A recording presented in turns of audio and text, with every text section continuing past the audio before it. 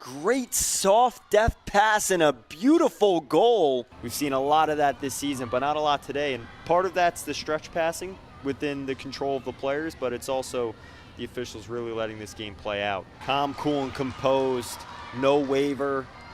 Got the stick high, read that like a book. Great play by Hunt. 1-2-3 passing play, tick-tack in the toe from Smith. Two defenders on. Two defenders don't read the play there, and Brennan's able to capitalize. Just like that, taking the poison out of the wound, it's 8-8. And deposit a backdoor feed. Duffy pumps the brakes, moves Amato, goes all the way across the body. Come down the other way, take your time out, run a set play, snipe it top shelf. Riley with her 6th of the evening. Look at that. Oh. It's like raking when you got to rake some leaves. Oh my. Ruby.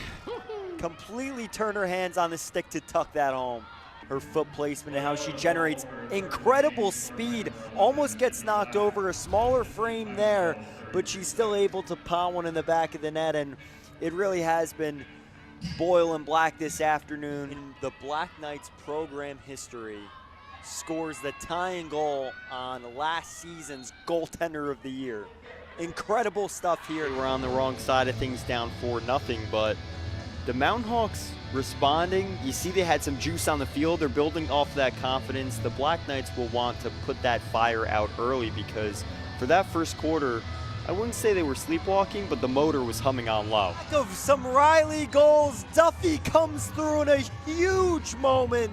You mentioned Superwoman before. She tied on the cape there. Off of, again, great passing play. Peels around the corner, rips it home, gets it quick out of the stick. And now this game's all knotted up. 12-12 in the third quarter. Completely different game than the first half here. One-on-one, just using their speed to get around them. They're not players that use their footwork like a Sydney Black or Olivia Meminger. Those players with a little more swag in their footwork. Duffy has that footwork from the soccer background, but their speed is what makes them a different class in the Patriot League. That plays in the trenches, in the paint, draw controls on the defensive side of the ball, and she'll have an opportunity here to pot a goal.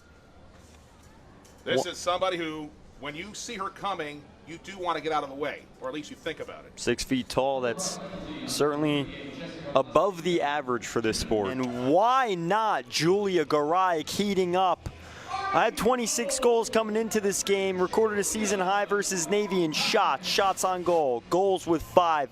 Building on that, one-on-one ISO, shot across the body and scores there. She has more goals in the last 2 games than she had in her first 8 games. Scoring department, but you can't stop her playmaking ability, and that's what she does here. Motors in, 2 on her, finds a teammate. There's Valentini, and that's the thing about this team. They have the support on the attack. Valentini, Barrows we've seen chip in. Garayek is heating up. Riley's become a 1B. We just saw Merrick capitalize on an opportunity fed by Duffy. Duffy, if she's not going to score, she's going to distribute, and that's what she did there to knot this game up with about a minute left in the third quarter. Her numbers here in her second year, just unbelievable work. Incredible, and this is after playing a fall season for the soccer team.